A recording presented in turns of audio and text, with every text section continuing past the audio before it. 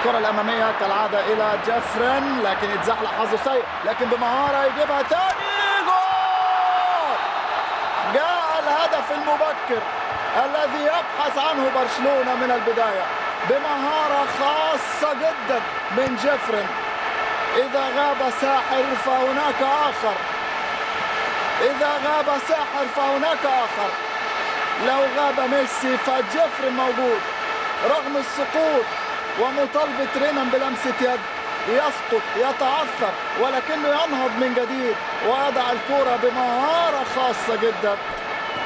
جيفرين سواريز يسجل الهدف الأول ويسهل الأمور تماما على برشلونة. لا يوجد تسلل، المساعد لم يرفع الراية، ادي جيفرين ادي الاستلام، سقوط، ولكنه حتى وهو واقع، حتى وهو على الارض بيرقص بيراوغ.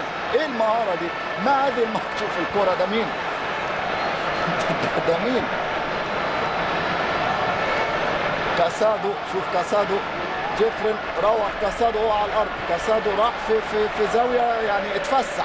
كاسادو جيفرين فسحه في مكان تاني خالص وراوغه. لم تكن الامور ستمر على خير ابدا للمدافع الاوكراني. كرة امامية تاني وزلاتان، يا سلام.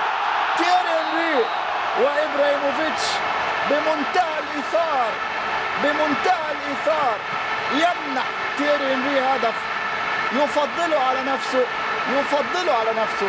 لا يسجل ابراهيموفيتش ولكنه يمنح الفرصة لتييري هنري لكي يسجل هدفه الرابع هذا الموسم. كان يحتاج هذا الهدف تييري هنري، كان يحتاج هذا الهدف.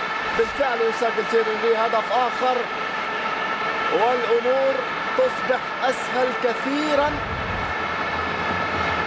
على برشلونة. هذه الكرة لا يوجد تسلل أبدا، انفرد زلاتان ووجد تييري هنري في مكان أفضل وفي فرصة أفضل لتسجيل هدف ثاني، وبالفعل يلعبها بالعرض. هدية أخرى ولكن هذه المرة من إبرا كادابرا يمنح الفرصة لتيتي لتسجيل الهدف الثاني.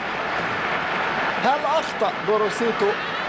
هل أخطأ بروسيتو عندما بدأ اللقاء وكان يبدو أن خريز يعني غير متحفظ بما فيه خريز للمهاجمين؟ الآن كرة عرضية، جول! جول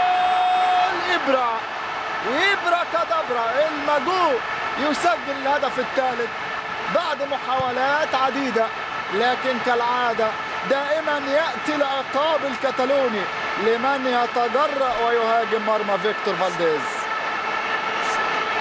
وكأن شعار برشلونة هذه الأيام لا أحد يقف أمام القطار، حد يقف قدام القطر، حد يهاجم برشلونة. جاء العقاب سريعا والعرضية ولا يوجد تسلل أبدا. هدية أخرى هذه المرة من يحيى توريه، ثم اللمسة الأخيرة الرائعة من إبرا في الدقيقة 57. هدف ثالث يريح الجميع، يحسم الأمور مؤقتا لأن الفارق أصبح